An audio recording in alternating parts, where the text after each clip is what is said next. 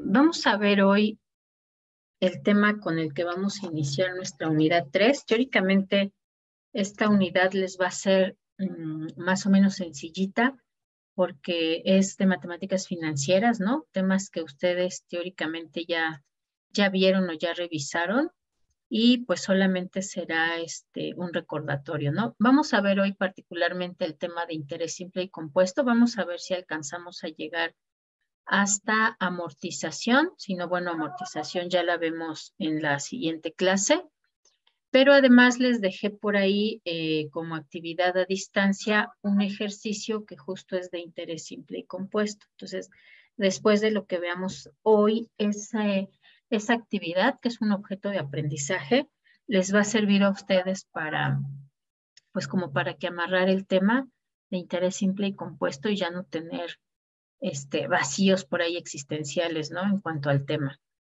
Entonces, déjenme les comparto pantalla.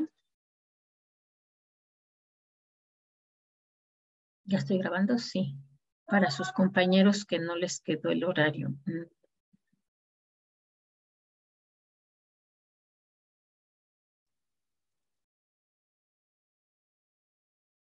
Ahora sí estuvo muy reñido el asunto, iban mitad y mitad, y ya más bien hasta el último momento se decidió, ¿no? Cuál iba a ser el horario. De hecho, me había ya conectado yo a la 1, dije igual y creo que va a ser a la 1.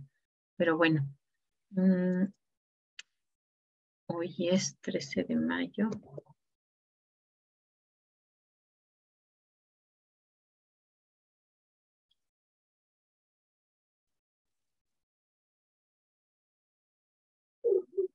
Ustedes están por acá.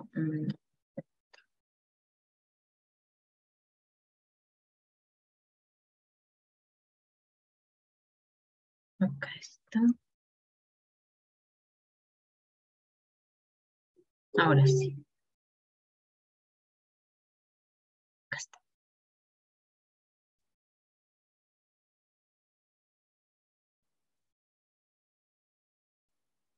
Ok, listo. Bueno, para empezar a ver este tema, porque se puso en pausa. Sí. Primero tenemos que hablar de este concepto de valor del dinero en el tiempo. El dinero en el tiempo, ya habíamos comentado alguna vez, sufre modificaciones, ¿no? Particularmente lo más común es que vaya perdiendo valor si únicamente se queda el dinero fijo, sin moverse, sin invertirse, sin crear o invertirse en instrumentos que permitan valorizarse, ¿no? Y eso sucede justamente por la inflación que pueda haber.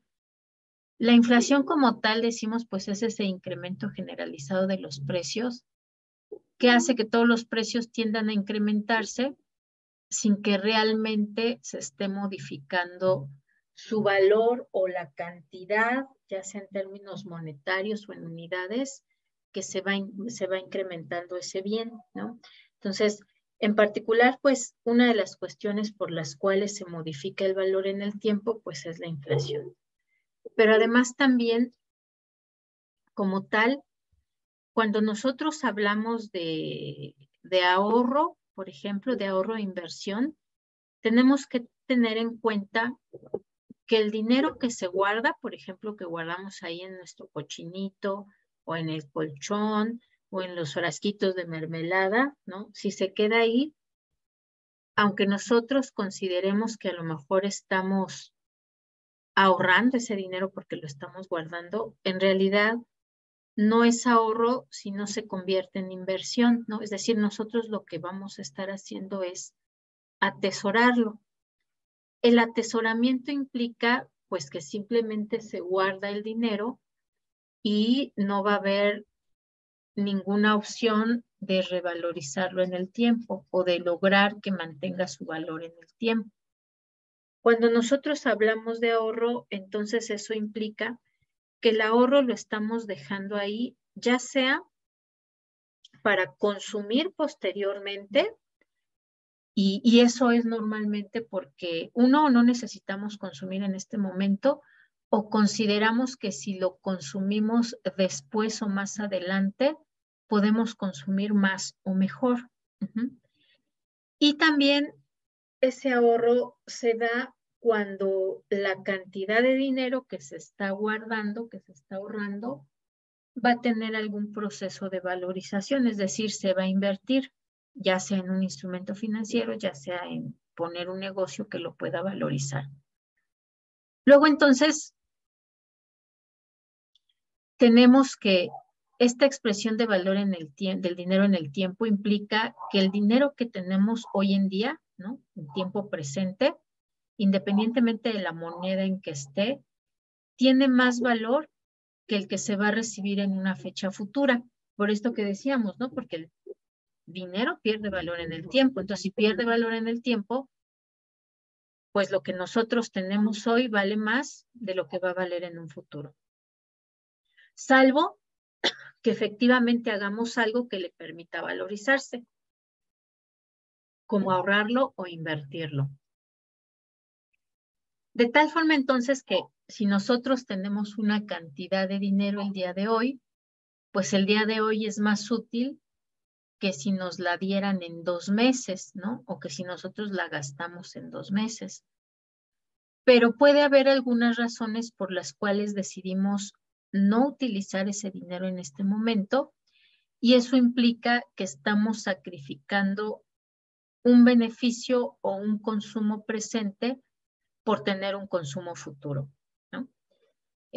Particularmente entonces, si esto es un sacrificio, no el no consumir ahorita para consumir después, pues implica que debe de haber algún tipo de compensación, ¿no? Por no consumirlo ahora.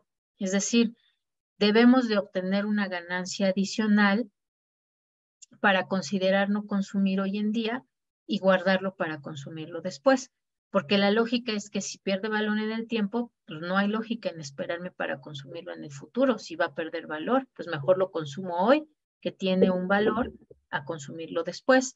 Por ejemplo, no sé si ustedes escucharon justamente el día de ayer que Banco de México decidió subir a 7% la tasa de interés. ¿Alguien de ustedes lo escuchó en la tele o en el radio o en las noticias? Sí, maestra. ¿Sí? Uh-huh. Bueno, pues eso implica que eso que se subió la tasa de interés, pues es lo que esperaríamos mínimo que nos diera ese dinero que decidimos no consumirlo hoy. Mínimo, ¿por qué? Porque entonces en un futuro el dinero que nosotros tenemos ahorita va a valer por lo menos 7% menos, porque no estamos recibiendo ese beneficio adicional y porque además estamos en entorno inflacionario, ¿no? Particularmente también, eso fue hace varios días, mencionaron que la tasa de inflación del último mes había alcanzado ya el 10%. Entonces, imagínense ustedes, si en el último mes, si hace un mes nosotros hubiéramos recibido, pongámosle 1,000 pesos, podríamos haber comprado algo con ese dinero. ¿Qué comprarían ustedes con 1,000 pesos, chicos?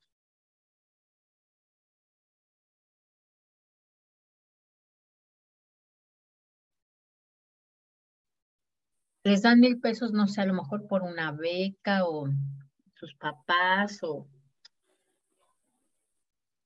qué sé yo, ¿no? Pues Por ahí un tío rico. ¿Qué comprarían?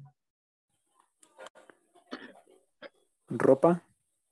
Ok, ropa, por ejemplo, además con este calor, ¿no? Hace falta comprarse algo ligerito para poder andar a gusto del tingo al tango y particularmente ir al Instituto Rosario Castellanos y no llegar tan acalorado, ¿no? ¿Qué más comprarían con esos 1,000 pesos, chicos?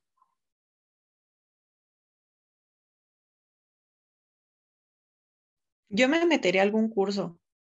Ok, mejor un curso, pongámosle de inglés, ¿no? Que no nos dan, bueno, sí dan idiomas en el IRC, ya vi que había ahí unos letreros de grupos de inglés, pero bueno, suponiendo que queremos acabar el inglés más rápido, ¿no? Meteríamos un curso, o un curso de Excel, también eso pues ustedes lo van a usar mucho, ¿no? ¿Qué más podrían comprar con esos 1,000 pesos, chicos?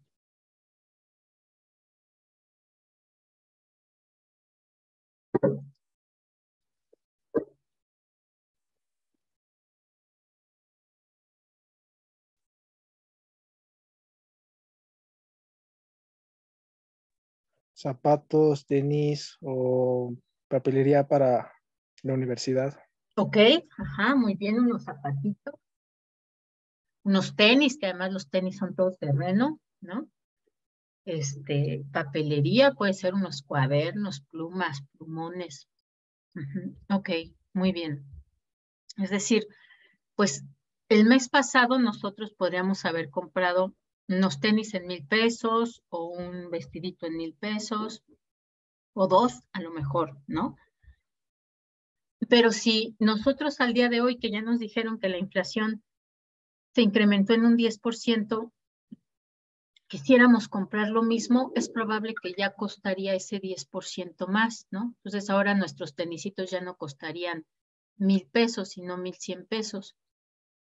Al día de hoy, la cantidad de papelería que podríamos comprar con 1,000 pesos, pues sería menor a la que habríamos comprado hace un mes, ¿no? Ahorita me acordé que justo yo tengo que ir de ahí del Rosario Castellanos hacia el Metro CU para poder tomar ya sea el Pumabús o ya sea metro, para irme a mi casita, ¿no? Para irme a la otra escuela.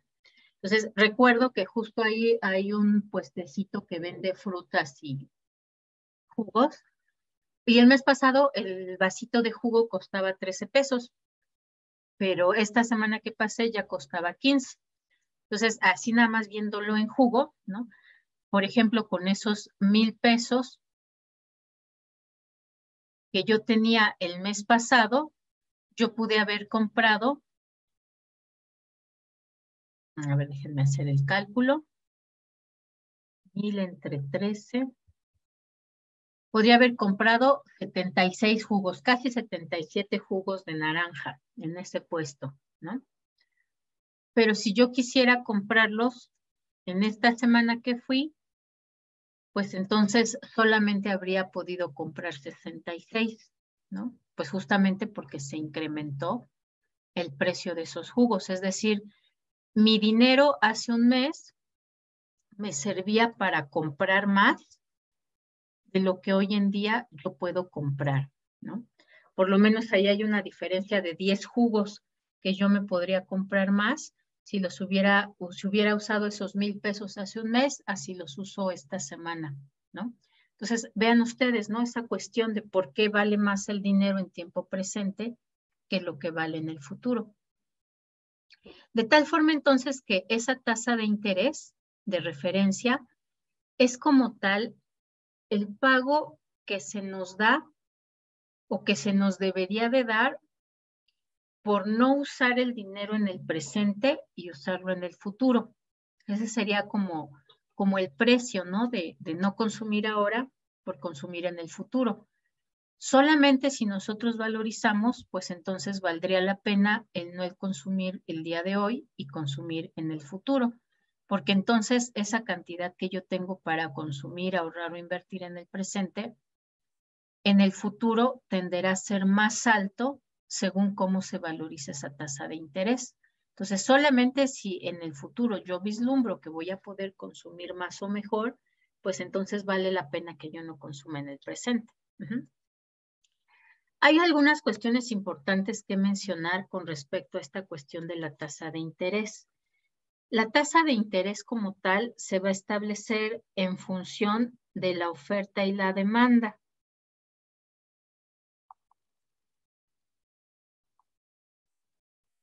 Es decir, depende de la cantidad de dinero que hay en circulación, si esta va a ser alta o baja.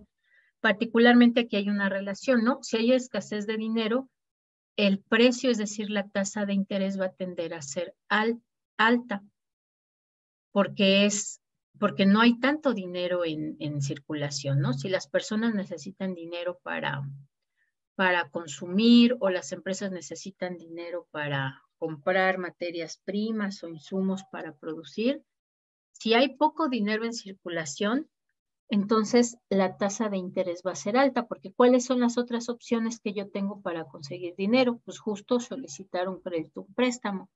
Pero entonces esa tasa de interés va a tender a ser alta porque hay poco dinero en circulación. Todo el mundo necesita dinero, todo el mundo quiere sacar su tarjeta de crédito o pedir un préstamo o un financiamiento para completar su consumo normal, ya sea personas o ya sean empresas.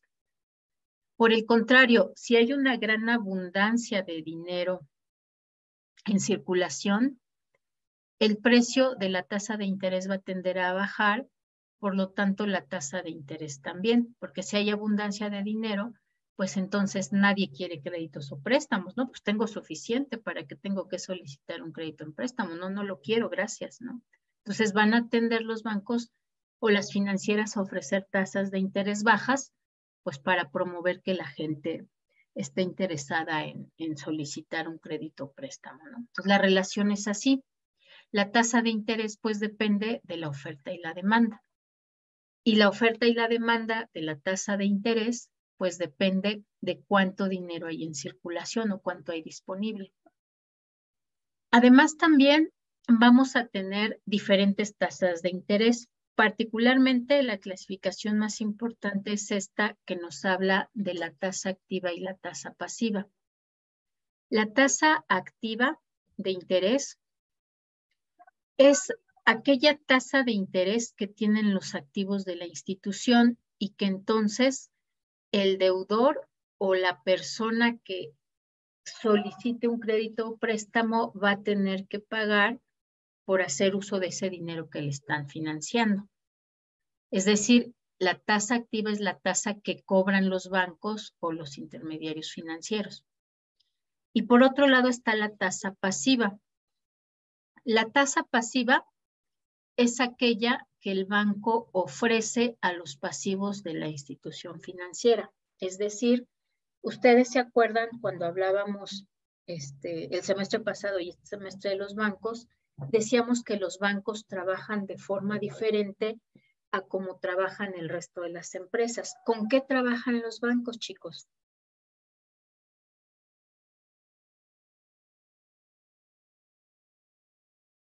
Con el dinero de otras personas, ¿te puedes decir? Exacto, ¿no? Con el dinero de otras personas. Es decir, otras personas vamos, depositamos nuestro dinerito en el banco y el banco se supone que los va a trabajar, los va a prestar, va a comprar otros instrumentos financieros y va a obtener de ahí un rendimiento, ¿no? Y de ese rendimiento, pues nos va a pagar una parte a nosotros que decidimos depositar ahí el dinero.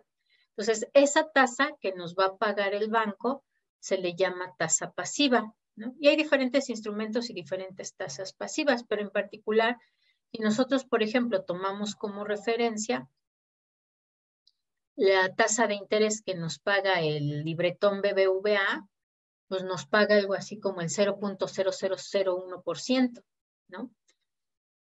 Y esa tasa, pues, es la que la institución ofrece al acreedor por mantener ahí su dinero. Hay otras, ¿no? Por ejemplo, tienen por ahí un pagaré 28 días, que da también más o menos por ahí del 7%. Hay también, por ejemplo, por ahí los fondos triple que le llaman, que ya son fondos de inversión, donde pueden dar hasta un 10% anual, ¿no? Pero si nosotros vamos y preguntamos, ¿no? ¿Cuál es necesito un crédito, un préstamo al consumo, ¿cuánto me cobran de interés? Bueno, pues sí te lo voy a dar, pero te voy a cobrar como el 20% o el 30%, ¿no? Si es tarjeta de crédito, nosotros revisamos el CAT, están por ahí del 100%, del 160%, en algunas casas de empeño tienen hasta el 200%. La otra vez vi una tarjeta que da crédito a mujeres, que aparte dice algo así, ¿no? Como la única tarjeta que tiene un crédito especial para mujeres, decía algo así del 2000%. Yo dije, Jesús de Veracruz, ¿no? Qué miedo de verle a esas instituciones financieras, porque la tasa activa hay una gran diferencia en la tasa pasiva. De esa diferencia es de la cual las instituciones financieras obtienen sus ingresos, ¿no? Pero por eso mismo, por esta diferencia, normalmente se habla de tasas de interés de referencia, que para nosotros es esta del Banco de México y para Estados Unidos es el de la Fed, ¿no? De la Reserva Federal del Tesoro, que le llaman normalmente la Fed. Y además ahí hay otra diferencia entre las tasas de interés, ¿no? Por ejemplo, pues justo hace unos días, Estados Unidos informó que iba a incrementar su tasa de interés. A ver, búsquenle por ahí, chicos, a cómo está la tasa de interés de la Fed. Pónganle así en Google, tasa de interés Fed.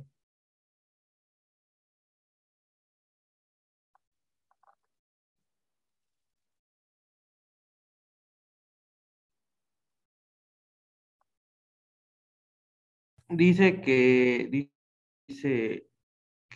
es del 4.3% de inflación para el 2022. Ah, pero ese es de inflación. Nada más póngale así, tasa de interés Fed. Eso le puse y después dice y 2.7 el año próximo antes de llegar al 2.3 en 2024. Ok, entonces justo estamos por ahí del 2% del... Profesora, bueno, acá dice que es el 0.75 a 1%. Del 0.75 a 1%. Ok, muy bien. Y les comentaba yo que la tasa de interés de México, justo ayer la anunciaron que se agregó medio punto porcentual y ya estamos en el 7%. ¿Por qué creen que hay esa diferencia? Mientras Estados Unidos tiene tasas del 1 al 1.75%, ¿por qué nosotros tenemos el 7%? ¿Por qué es más alta? Porque pagan impuestos ellos, no. No, de hecho no. Bueno, hay diferenciados porque como ellos sus impuestos son por estado, hay algunos estados que pagan mucho menos impuestos que nosotros. Bueno, una tasa de impuestos menor que nosotros.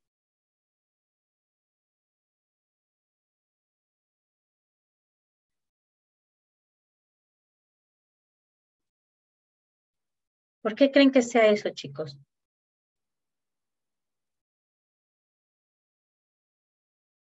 Los demás, algunas hipótesis.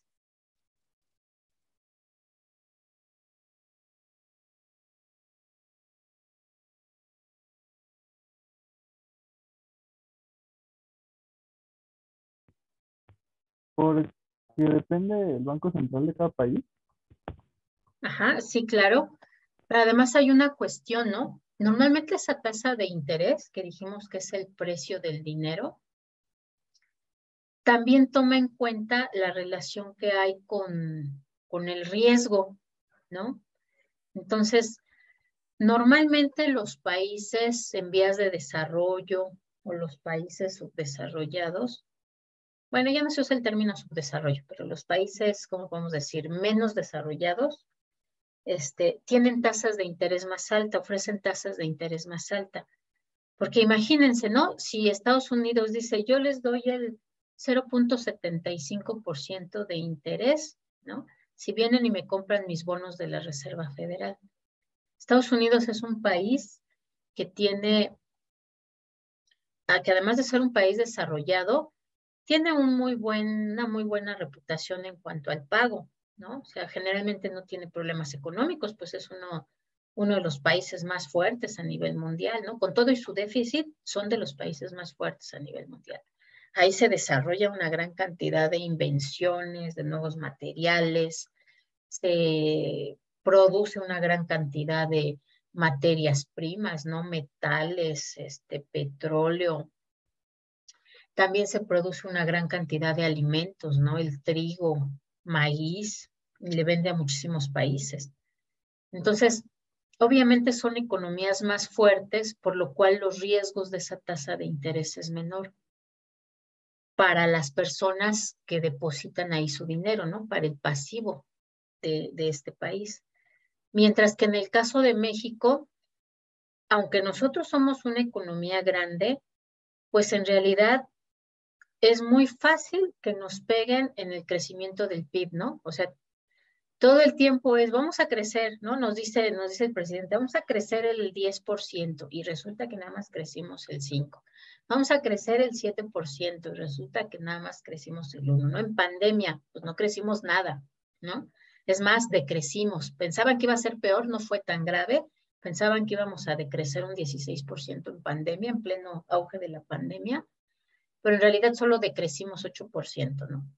Pero eso implica que son países más riesgosos. ¿Por qué? Porque las empresas pueden quebrar más fácilmente, porque el presupuesto del Banco de México puede decidirse que se va más bien para atender estas cuestiones de la pandemia o las personas más necesitadas, por lo cual nuestro país es más riesgoso para invertir.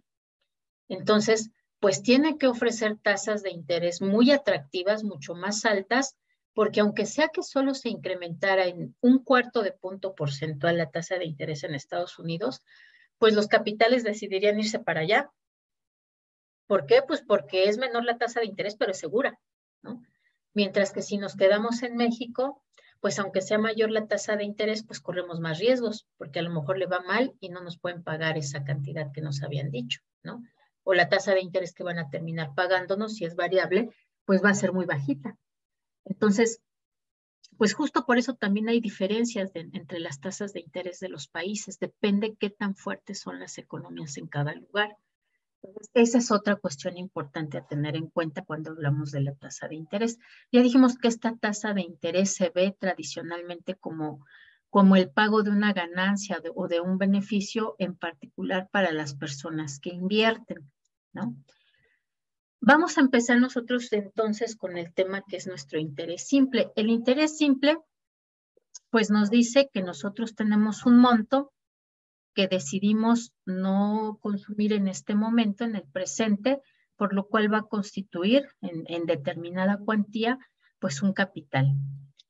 Ese capital, si nosotros decidimos invertirlo, pues nosotros vamos a decidir, ¿no? A qué plazo, cuándo va a ser la fecha final en la que vamos a hacer nuestro corte o vamos a volver a sacar nuestro dinero, pero eso implica que si nosotros decidimos no consumirlo, pues es porque en el futuro esperamos que ese dinero se incremente, es decir, que se nos pague una tasa de interés o una cantidad de interés que va a ser mayor a lo que nosotros tenemos ahora. Por lo cual entonces, en esa fecha de corte o fecha de cierre, nosotros estaríamos recibiendo un monto que va a ser igual a lo que nosotros invertimos, que es nuestro capital, más una tasa de interés.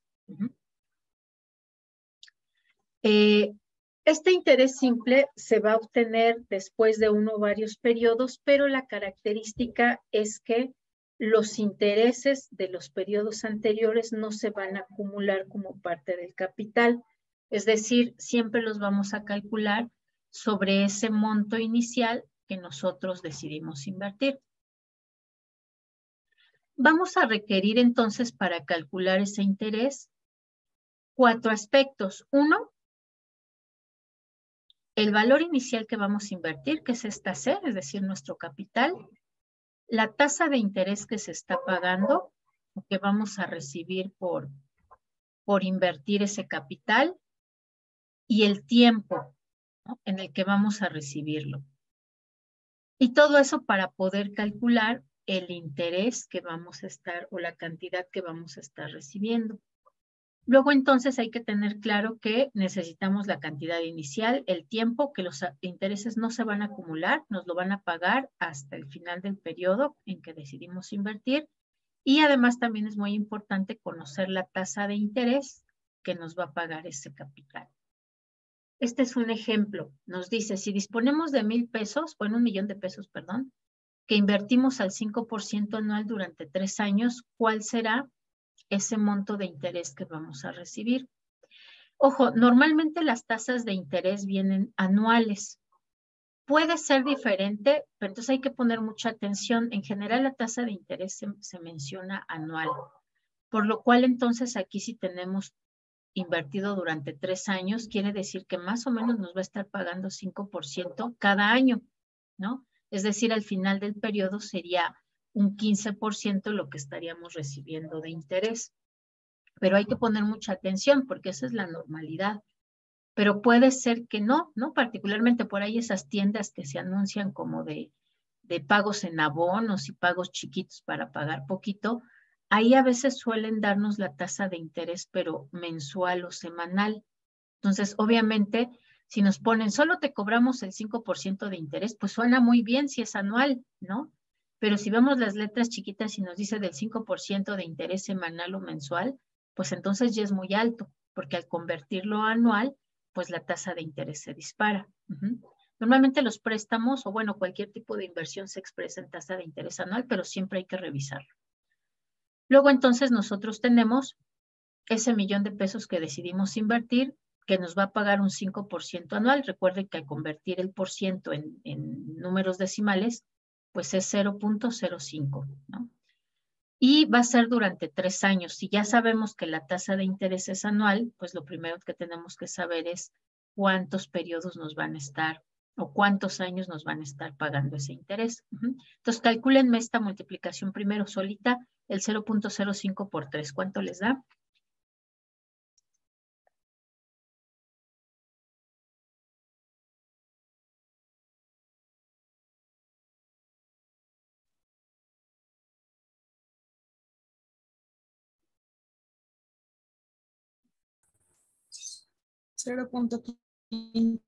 0.15, ¿no? Es decir, ese 15% que decíamos. También ya acá nos lo habían anotado en el chat. Ok, ok, Luis, está bien. Entonces, en realidad, nos va a estar pagando el 15% sobre ese millón, pero al término de los 3 años, ¿no? Entonces, nos estará pagando en lugar de un 5% anual, el 15%, pero al terminar los 3 años. Entonces, ahora sí, vamos a multiplicar ese 0.15 por 1,000,000 y me dicen cuánto les da. 150,000. 150,000, muy bien, ¿no? Es decir, al final de los 3 años, nosotros vamos a recibir 1,150,000 pesos. El millón que corresponde a ese capital que nosotros invertimos y los 150,000 pesos que corresponden a lo que nos pagó de interés por invertirlo, ¿no? Entonces, eso es el interés simple. Simplemente vamos a multiplicar el monto a invertir por la tasa de interés, considerando el periodo, ¿no? Si nos están hablando de 1 año, 2 años, 3 años, etc. Vamos a ver entonces ahora el interés compuesto. El interés compuesto implica que nosotros vamos a invertir en el presente también un capital, pero va a tener más de un periodo de capitalización, que normalmente es mensual. Puede ser trimestral, puede ser semestral, ¿no? El contrato tendrá que especificarlo, pero normalmente si hablamos de invertir en CETES o en algún banco, se van a estar capitalizando mensualmente. De tal forma entonces que tenemos que especificar los periodos de capitalización y el plazo. Aquí, por ejemplo, se estaría invirtiendo, supongamos que es a 1 año. En ese año hay 2 periodos de capitalización, por lo cual entonces, al terminar ese primer periodo de capitalización, nos van a estar pagando un capital y más un interés, que es el monto total que nos van a, bueno, que tenemos ahí, que es nuestro. No nos lo van a dar porque el plazo se combinó más largo, pero en ese momento entonces los intereses se suman al capital y para el siguiente periodo de capitalización, esto de forma conjunta lo vamos a estar considerando como el monto invertido o como el capital invertido. Ya no solo esta cantidad, sino esta, que es la suma de los intereses más el capital. De tal forma que al pasar el segundo periodo de capitalización, el monto que nos van a pagar pues va a ser mayor, porque además es el capital más los primeros intereses, que son igual al monto 1, más los nuevos intereses calculados durante el segundo periodo. Vamos a verlo ahora para que quede más claro. Bueno, antes de verlo, hay algunas cuestiones que tenemos que identificar en los contratos, particularmente cuando son de inversión o de pago de deuda. La tasa de interés y el plazo siempre van a tener la misma base. Es decir, ahí se tiene que especificar si la tasa de interés es anual, mensual o bimestral, y entonces el plazo completo en el que se va a invertir, pues también tendrá que estar expresado en esos términos, o en años, o en meses, o en bimestres. Si se aclara otra base o si especifica que hay otra base, no puede ser entonces que la tasa de interés, como teníamos en el primer ejercicio, es de 5% anual, pero el plazo es de 3 años, ¿no? Entonces, tendremos ahí que considerar que la capitalización va a ser anual, puesto que la tasa de interés nos la dieron en periodo anual. La tasa de interés anual, entonces, siempre se debe de convertir de acuerdo al periodo de capitalización establecido. Es decir, si en un año tenemos 2 periodos de capitalización y tenemos una tasa de interés del 5% anual, pues tendremos que considerarla o dividirla entre esos 2 periodos de capitalización para saber cuál es la tasa de interés que se va a pagar al término de cada uno de esos periodos de capitalización. Por lo tanto, entonces tenemos que el interés compuesto siempre sí o sí va a ser mayor al interés simple. Normalmente, mientras más frecuencia haya entre los periodos de capitalización o en la conversión, pues mayor va a ser el interés que se va a estar pagando con esa tasa anual nominal. Luego, entonces, para calcular el interés compuesto necesitamos también 4 cuestiones. 1, el monto, que vamos a calcular tal cual, el valor inicial del capital, la tasa de interés y el tiempo. Pero vean, observen esto, ¿no? Nosotros cuando hablamos de 1 más I, estamos hablando de ese capital más el interés que nos van a pagar. Pero cuando nosotros lo calculamos a su exponente, esto implica el número de periodos en que se va a estar capitalizando. Es decir, que lo que se paga de capital y de interés se suma y eso conjunto se va a volver a calcular su tasa de interés y después a eso se le van a agregar los nuevos intereses y así consecutivamente hasta agotar el número de periodos de capitalización. Vamos a ver el ejemplo para que sea más claro. Tenemos aquí que ahora se va a invertir un monto de 50,000 pesos. A este le pagan el 15% anual convertible mensualmente al cabo de 2 años. Lo primerito que tenemos que identificar es, 1, el periodo de la tasa. La tasa es anual, ok. Y nos dice que se va a convertir al cabo de 2 años. Es decir, vamos a tener que ir acumulando esa tasa de interés. Pero además nos dice que es convertible mensualmente. Entonces, primero para saber cuál es el interés que nos van a estar pagando cada mes, hay que dividir esta tasa de interés entre el número de meses que tiene un año, que es nuestro plazo. Divídanlo y me dicen cuánto les da.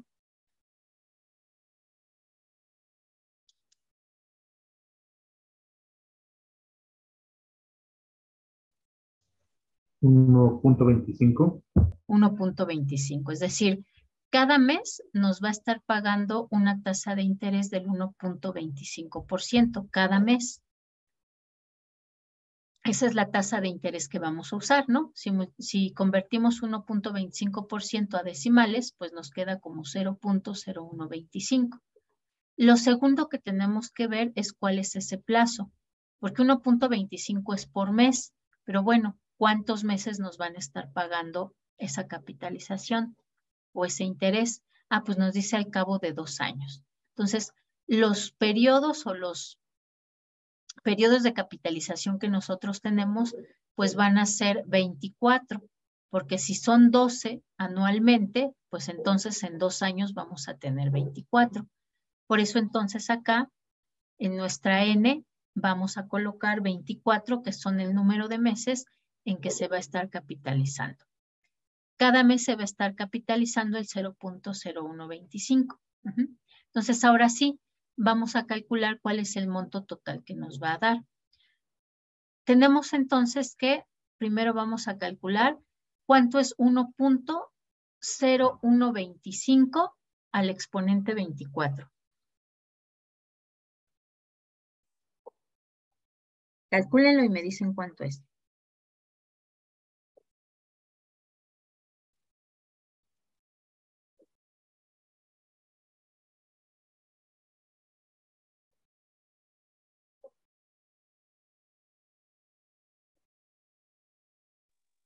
¿Es 25.01, profesora? 25.01. A ver, los demás igual, chéquenme.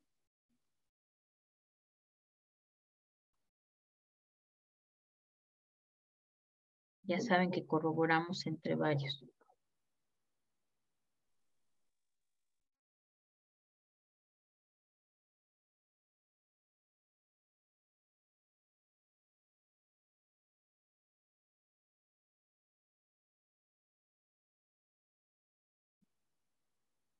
¿Cuánto les dio, chicos?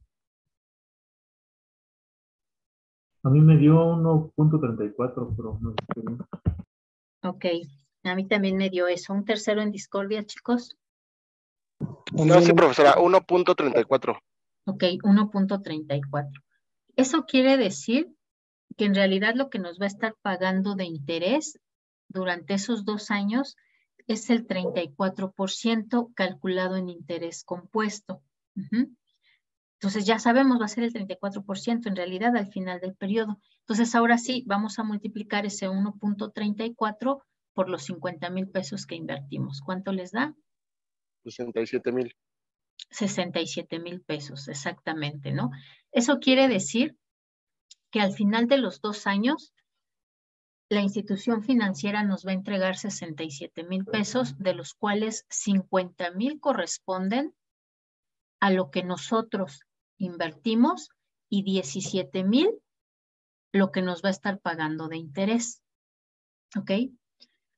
De tareita les va a quedar que calculen esto mismo que tenemos acá, pero ahora en interés compuesto que sea capitalizable mensualmente, para corroborar esto que afirmábamos acá, ¿no? Que la tasa de interés compuesto siempre va a ser más alto lo que se va a pagar que lo que nos paga una tasa de interés simple.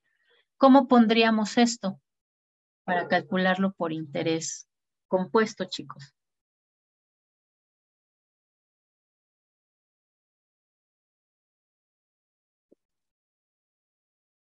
Ahí tenemos los datos. Sería elevarlo, que son los 3 años.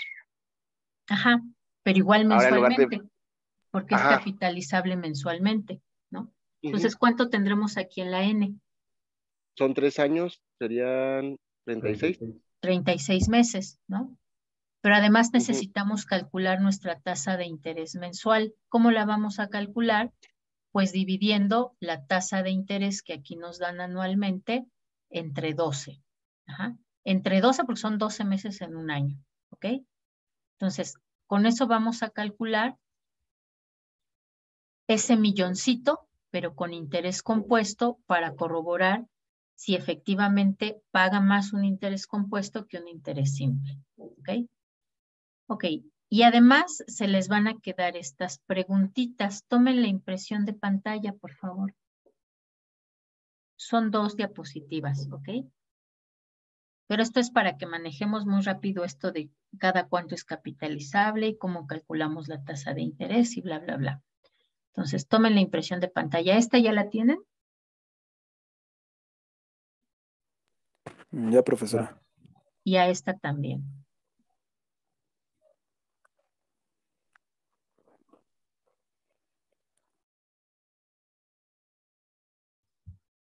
Listo. Estas las vamos a checar en clase, ¿no? Con eso vamos a empezar la clase siguiente, para que entonces, si ya nos queda muy clarito esto, cómo hacemos la conversión de los meses capitalizables y la tasa de interés, pues ya con eso podemos empezar a hacer nuestras tablas de amortización. Este en realidad es rapidito. Y lo que les dejé de la actividad a distancia, ¿no? Que es el ejercicio de interés. Bueno, es un objeto de aprendizaje de interés simple y compuesto. Entonces, por ahí dedíquenle un tiempecito el fin de semana o el lunes o el martes, ¿no? El día que ustedes puedan, para que tengamos tanto la tarea ya entregada como estos ejercicios los podamos revisar en clase y vayamos viendo cómo queda ese razonamiento de los periodos de capitalización y la tasa de interés, ¿vale? Con base en lo que nos dejó profesora, ¿es esto también, lo de las preguntas? Ajá, exactamente. Ah, ok. Por ejemplo, aquí esta que ya está respondida, ¿no? Nos dice 36%, ¿cuál es la tasa de interés por periodo de 36% semestral capitalizable trimestralmente? Ah, pues si ya nos dice que es 36 semestral, cada semestre, ¿cuántos trimestres tiene? Ah, pues tiene 2, ¿no? Entonces, va a ser esa tasa de interés del 36% entre el número de periodos capitalizables. Pues entre 2, 36 entre 2, la respuesta será 18%. Es decir, la tasa efectiva que me va a estar pagando trimestralmente va a ser del 18%. Entonces, esa es la lógica. Aquí no todas las tasas son anuales, algunas sí, algunas no. Entonces, tenemos que fijarnos eso. La tasa, ¿en qué nos la están presentando? En anual, mensual, trimestral, etc. ¿Cuántos son los periodos capitalizables que nos están diciendo que van a contabilizarse para nuestro cálculo? Y en el caso de acá, la frecuencia con la que se va a estar capitalizando o convirtiendo nuestro capital en monto, ¿no? Entonces, esa es la lógica de ambos, ¿vale?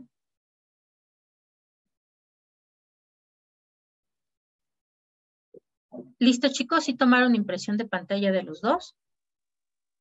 Sí, profesora.